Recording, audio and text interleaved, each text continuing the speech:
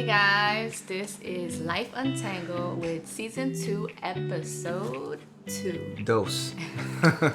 So, as you all know, we thank you for joining us. This is a godly platform to inspire, evolve, and share our transparencies. And don't forget, hit that thumbs up button. Give us a like.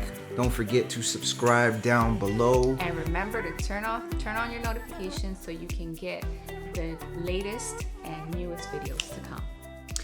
And here we go. So, ha-cha-cha-cha. And we start off by forgetting the topic. Shaine and I, my wife and I, K.C. we had, we were going over what to discuss next, and we came up with an interesting topic.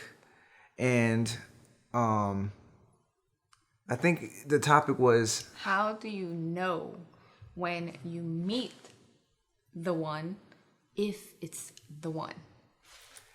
yeah, so we were going over each other's perspective stories on how we knew this was the one. Like, I was like, dang, like, shorty looking good. Lies. Nah, I can give you my perspective. First and foremost, I know with me, it started with prayer. Because, sometimes I was just like, wait a minute, this is too good to be true. And, Shaine will agree that if I tell the story... Let me get comfortable real quick. If I tell the story on how we met, there's three sides to every story. Let's just say he's gonna compile and add in a whole bunch of stuff that ain't even real. My side is very funny, but ultimately, like a lot of y'all, I met my wife in the club, right? I was DJing in Orlando years way back when. Shout out to O-Town. O-Town. Shout out to my fam, my brother Murder One Sound. So we were me and my brother was just going into the club. It was time for us to show up. Sorry, guys, I'm laughing already because I already see where this is going. We cut the line, and she says that she seen me. I didn't really notice her, but when I did notice her, I was like, she's new here. She's new. So, all my friends, including my brother, was like, shorty looking at you, right? I'm like, nah. And she was just like, no. Well, we're going to have to cut this part out. It didn't even go that way. I don't want to go into the whole story. I think that the stories are so deep and funny that I think that might be I think that might be best served for its own separate episode. Let us know in the comments below if you want to hear the story. But needless to say, we started dating, and it was just great.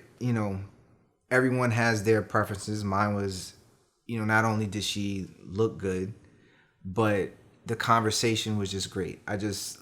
Every day I was like, oh man, I can't wait to speak to her. And every person, myself included, has their, do they fit into these categories? Yeah. A list. The list. Ultimately, everything with us was very, very organic. We was just spending time together. It almost felt like we were married without being married. Like, all I wanted to do was like, oh, I can't wait to speak to her. I can't wait to see her. And it really wasn't on a physical aspect, although my wife is very, very gorgeous. Thank you. It was more, I can't wait to talk to her. Like, just like, let's just talk. And we would just talk and talk and talk and talk and talk. And when it was time for her to leave, I'm like, wait, you going where? You leaving already? And it was like, all right, you know, as a man, it's like, I don't want to be sweating her, being like all thirsty. Let's just say the feeling was mutual between the two of us. I felt the exact way when we met, that the chemistry, the connection, it all fell into like that perfect jigsaw puzzle, you know, like when you're playing Tetris and you have to find where it fits. Does it fit? Does it feel right?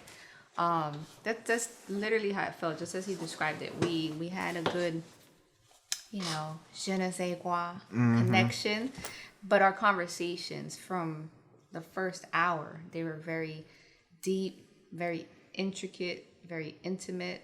I mean, we had conversations about everything, I would say, from our upbringing to our beliefs to traveling the world. Like, we just brought everything into the convo, and it got even deeper than that, like with our convos. But as we started to get to know each other better, I would say, we started to see also our artistic and creative senses and our gifts, like what we enjoy and have passion doing.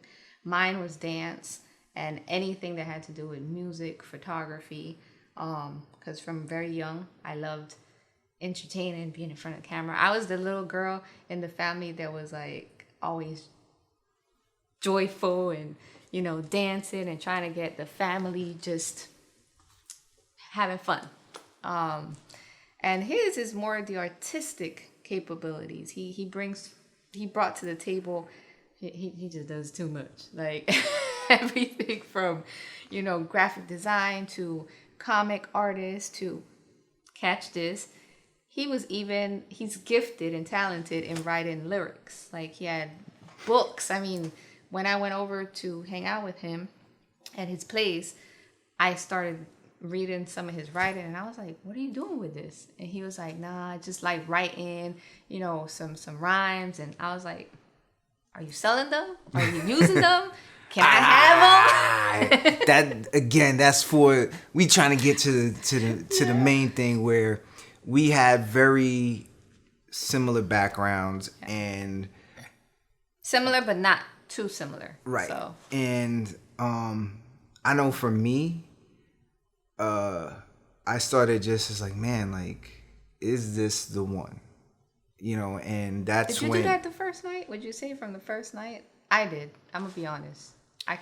I did, but like, I think because, you know, a lot of people have been jaded and, you know, even with men and women, like, you don't want to be like thinking that this is the one and you're like, you know, I'm going to marry you. And it's like the first night you met and girls are like, moving a little bit too fast, brother. You need to like slow, put those brakes on. And I didn't want to, like, you know, you scare a girl off. So I didn't want to like put that out there. I was thinking it, but I was just like, all right, whoa. There's got to be a catch. There's got to be. So one of the things that I did was I definitely asked God. I was just like, God, is this the girl? Is this the one? Like, you know, it's too good. Like, she's like this. Is this the one for me?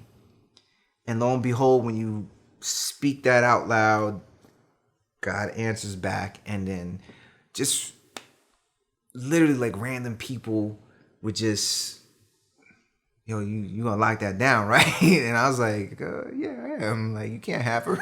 Oh my God. But you know, a lot of good close friends. My man, Sandy.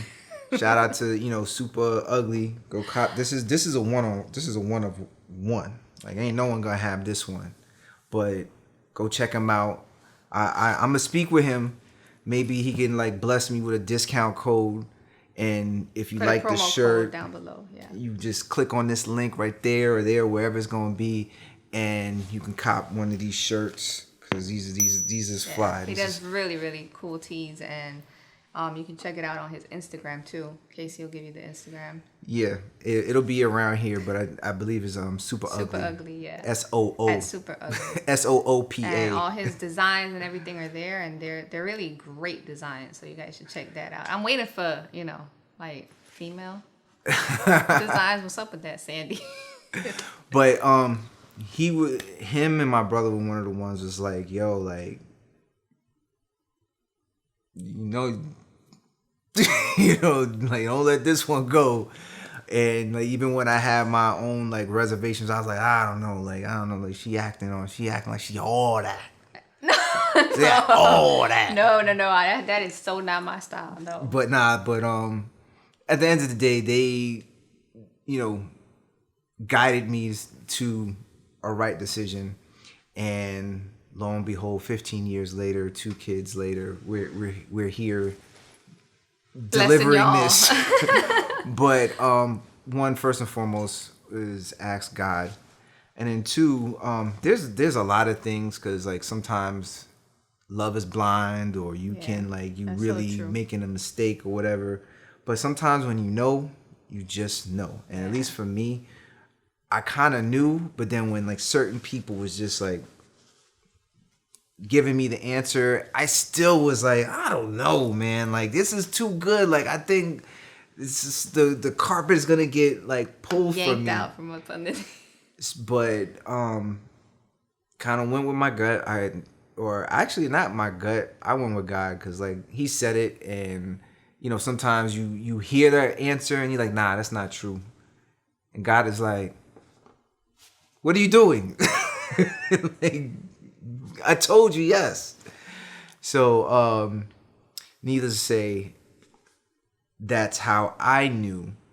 And then there was other things. So to keep it clear for the audience, you just knew because you knew, and because you took it to prayer. I took it to prayer. Time that we first interacted. You passed my tests. That's the answer right there. You passed my test. I passed the test. See, they say we got a list to pass and to get a good score on, but men, they got the same list. Nah, some men, because like men is just like, all I want is a big butt and a smile. That girl. Nah, they just looking at the physical aspect, and that's men. That's our nature. We are visual, but women are more emotional. So they may have a different set of lists. Fundamentals.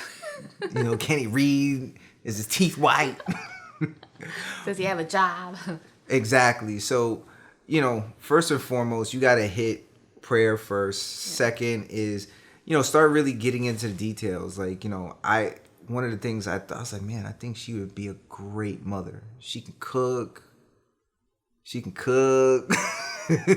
the food was good. And there was the conversation. She was, intelligence. I was like, well, she ain't stupid. She know how to spell the.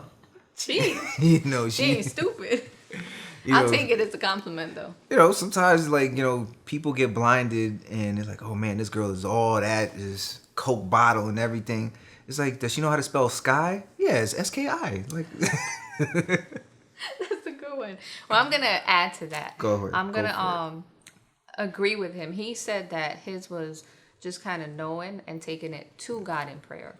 For me, it was a little bit different, which he knows.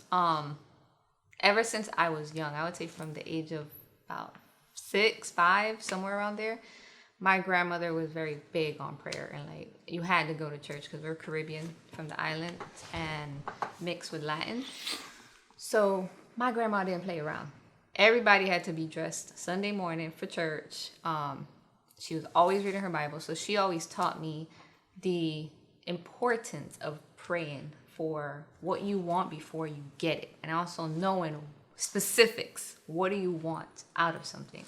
So from very young, I prayed for a husband. I always used to say, by watching the men around me and my family, friendships as I got older, what kept them together, what tore them apart, I was very specific with God when I prayed. And, you know, my first thing was I want a God loving and fearing man. I want a man that puts God not just in the midst of the chaos, but keeps him at the front, even when you're full of joy, when things are going great, as well as when they're going worse.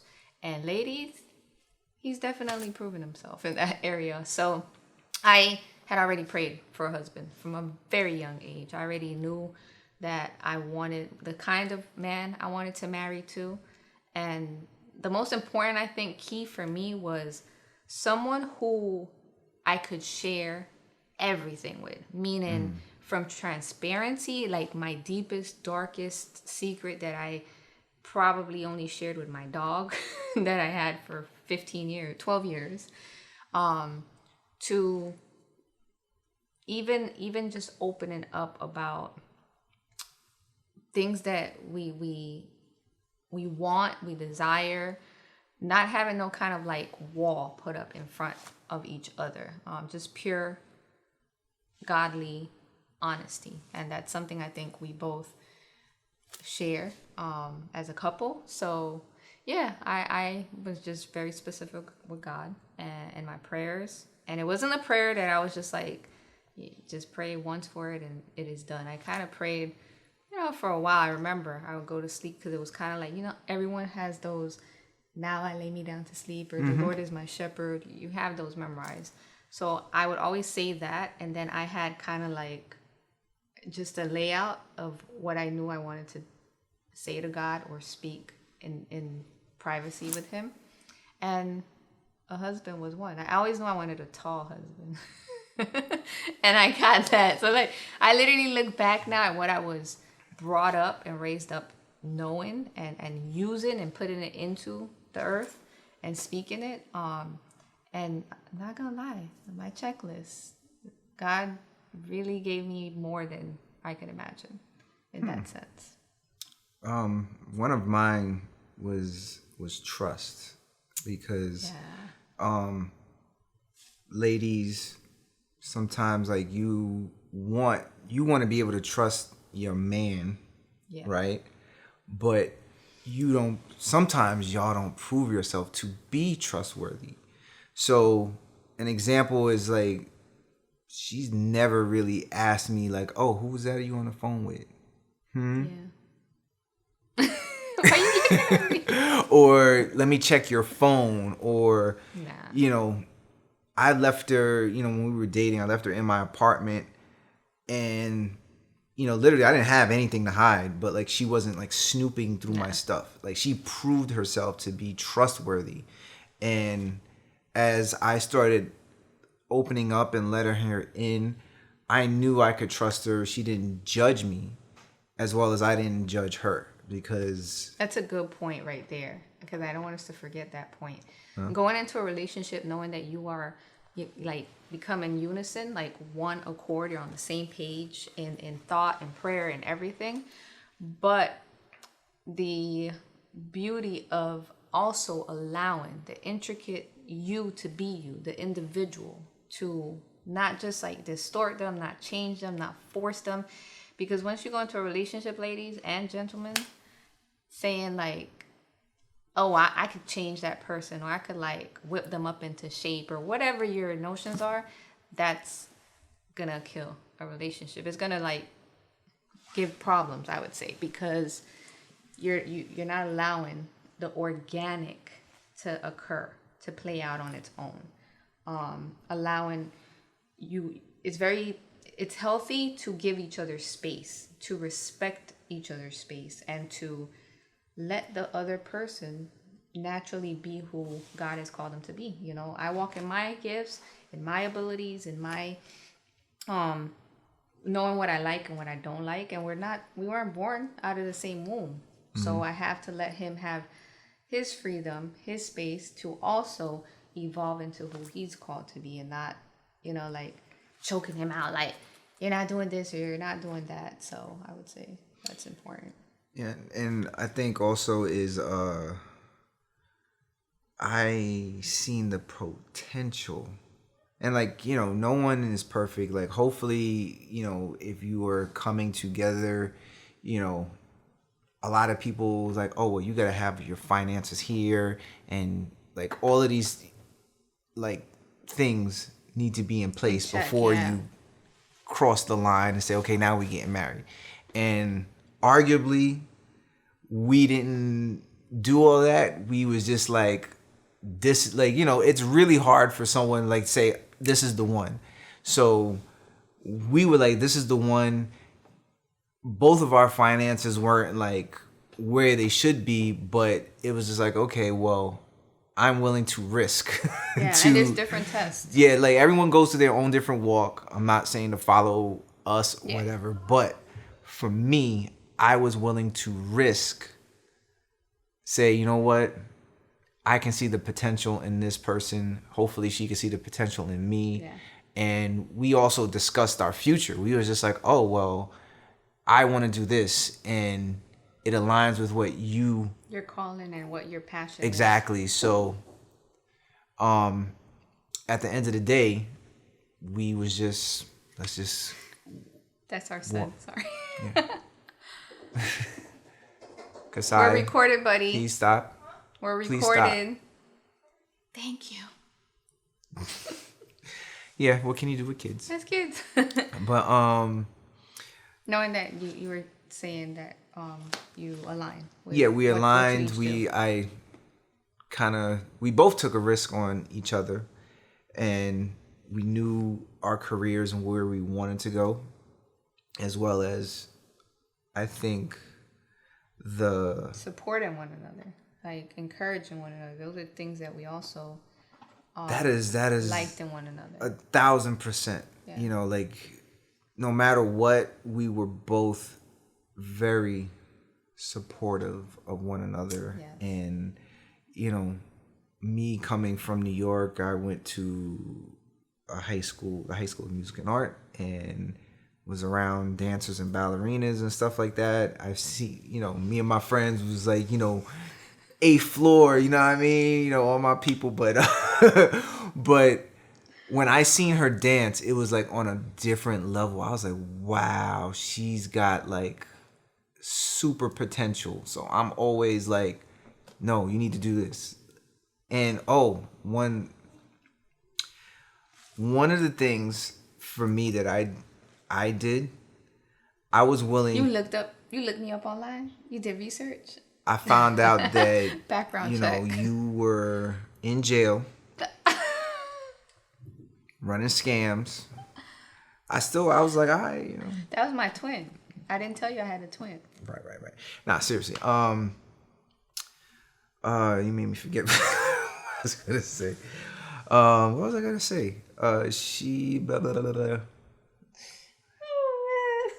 You made me forget what I was gonna say. You said one of the things and that's where you stopped. I'm trying to, I just had a brain fart. That's crazy. This is the part where we had a blooper and then we put around his head. Right. No, one of the things that I said, we encourage and support one another.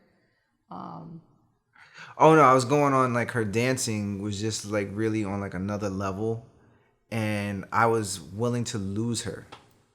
I was willing to relinquish her so she can be happy. That's very point true. Blank, period. If her craft to me was so good, I would feel very, very bad if I held her back from accomplishing what her goal was. So I was willing to say, nope, if you got to dance, if you're going to do this, go for it, yeah. And we always did. Just be happy. I was always willing to lose her for her own happiness. And so what's that saying? If you leave the bird cage door open, if you leave the bird, I don't even think it's with a bird. I think it's something with a butterfly. If you let go of the butterfly, and a butterfly it flies. No, you got to leave the cage. No, it's a bird cage. If you forgive us, we don't even know. We don't even know what proverb or if you leave the cage door open and flies away, then it wasn't meant to be. And but if it comes does, back, it was meant to be. Right. So I think you guys get what we said. So I was saying, like, you know what? You can go, you can do whatever as long as you're happy. And she was the same with me, and here we are. She came back. Or she didn't leave, but like I was willing to lose it all. I was willing to risk it and lose it all for her happiness, and that's one of the things. That's real love, basically. Like, to get to the point, that's what you call real love, because many people aren't willing to do that. Who can you count on your one hand, in a relationship, whether it's married or just dating or living with one another, whatever relationships you see around you, that that other person is willing to say, I want you to be happy, go. If I'm holding you back, if I'm hindering you, if I'm blocking you, if I'm not supporting you, uplifting you, inspiring you to walk in what you love doing or enjoy to do, then I'm not, it doesn't match, it doesn't add up. So that's sacrifice. There you go. We were both willing to sacrifice. Yeah. What are you willing to sacrifice? This just turned into a TED Talk. What are you willing to sacrifice for your spouse, for their happiness? And even if you are going to sacrifice it, maybe put a time limit. Say, okay, I'm willing to sacrifice this to see if you can do this, so you can be happy. And if it works, it works. If it doesn't, well, we tried. Maybe you want to try again later. But I'm still, as your best friend, willing to sacrifice. Yes, that's a good one, baby. That's real good. Thank you. So yeah, that I would say the other thing that I can say, let me know that you were the one, was, like, he mentioned it, I think, just at the beginning, where you said, how did you word it? When you're comfortable with the person, is the word's not comfortable. What's the word? I got lost in trying to pull that word down. Sorry, y'all. Now I had a brain fart. Just that gut feeling, that knowing feeling, where you're able to know that the person it's not all about just love. Can that person cover me? Ooh. Can that person, I'm still trying to find the word. Can that person cover me in the sense of, praying for me, praying for us, motivating me? As you should be your own self-motivator, so let's not get it twisted. Right. Okay? That's crucial for Facts. Your mindset, and what you make of it is what's either going to propel you forward or keep you stuck in the past or just blockage. But I would say, what can you bring to the table to assure that person that you're there through what's called real thick and thin, when you're saying those vows to each other? Is Absolutely. That person, can you see in that person when you meet them? He brought up trust, but can you see that person? Can you project that person into the future in your mind and create a scenario of some sort? Like the scenario we're going through with a health setback. Will that person be able to cover you? Will that person be able to nurture you in it, to kind of get to the next level? Or is the person just going to run out? Because people run out in so many scenarios. What? Maybe reliable. Reliable? That fits it, but I'll get it. I think as we continue the podcast, can the person intercede for me? Like woman and man, I'm going to say on both sides of the scope. If a mother's gone tomorrow, and I think that's something for me that was very crucial in a man when I find a partner. That was on my list, ladies. I don't know what your list is compiled of. Some of you are like, he need a Maserati and he needs to be able to buy me red bottom shoes. Buy your own red bottom shoes. Like, if that makes you happy, and if the guy can, even better. But what happens when tragedy hits? If you're no longer there, can you trust that person? Can you see that person as your partner, especially if kids are involved and in the middle? Can I trust him and rely on him, like you said, reliable, with being the man he needs to be for himself, for God, and for his children? If I'm out of the picture, can he sustain that boat? Can he keep that boat afloat? Yes, he's going to probably find another woman at some point because everybody needs companionship. But knowing that the person has all the capabilities, all the abilities to provide in every sense of the way. You know, not just, well, mommy does that or daddy does that, so I don't know how to do it, don't come to me. If a child comes to him, like our daughter, she's like, Dad, you know, I have something personal I want to share, and he's like, where's your mom? I think for a partner, something like that is important. I know for me, absolutely, I wouldn't have to worry. If God said tomorrow, hey, Shaine, I know he's got his children's back. I know he's able to stand on his toes and like get done what he has to. And it's the same thing for a woman, you know. You have to also think of those calamities, those, you know, things that occur, those tragic moments, those setbacks. Those are tests that you go through in relationships, and you have to be able to see if that person projectively can bring that to the table, you know?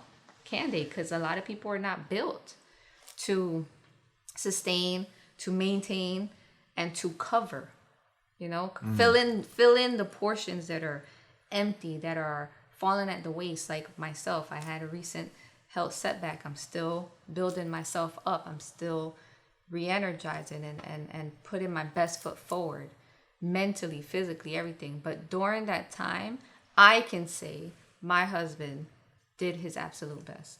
He covered his children. He tried to learn, even though I had years like, baby, you need to learn all this paperwork when it comes to the kids and their schooling and passwords, and because women juggle a lot. And now that he was able to go through that storm, he can be like, okay, mommy's passwords are on her phone, and you know, this is the account for this and this is the account for that. Knowing how to keep the balance. So for me, that's key. Keeping the balance. And I think this is going to be our last point is you have to, I mean, for men, you have to kind of project yourself into a multitude of scenarios that may happen or may never happen, and you have to be prepared for those scenarios. You know, again, when you first get with your boo cake. I call him no boo cake. I call him honey love.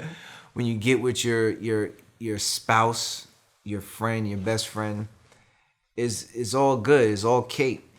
It's very easy in the beginning.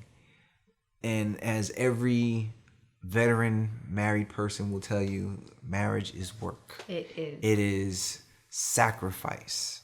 And even before you get married, you have to be able to see like, oh, is this person going to, again, like sacrifice?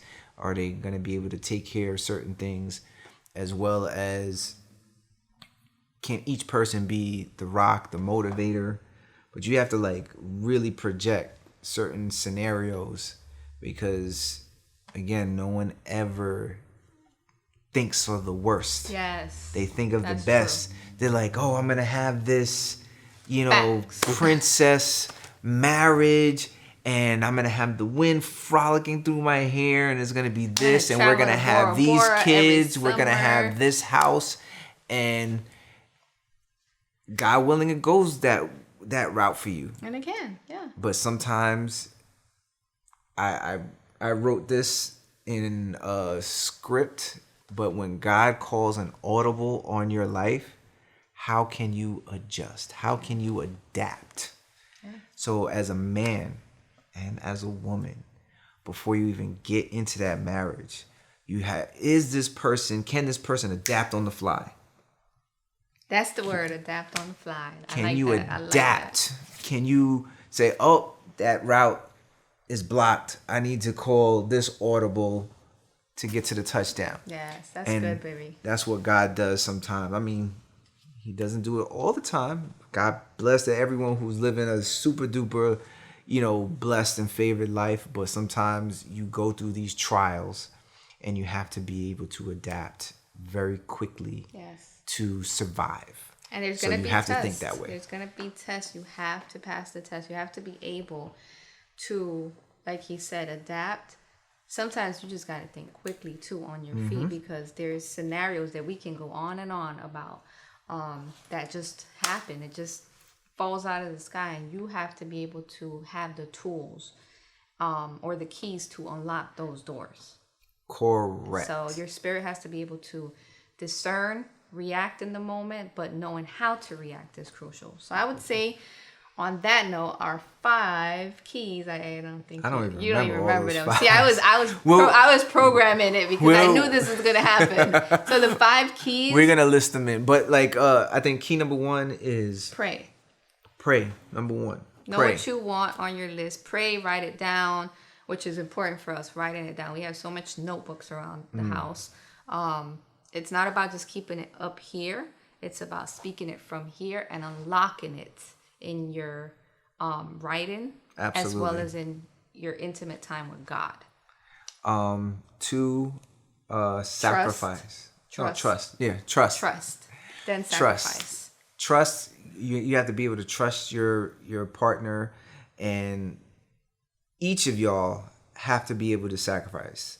With anything that's gonna be great in your life comes sacrifice. Yes. Even marriage. Marriage is a wonderful and joyous thing, but it comes with sacrifice. You got to sacrifice a part of you, half of you, boom, gone, and then you come together.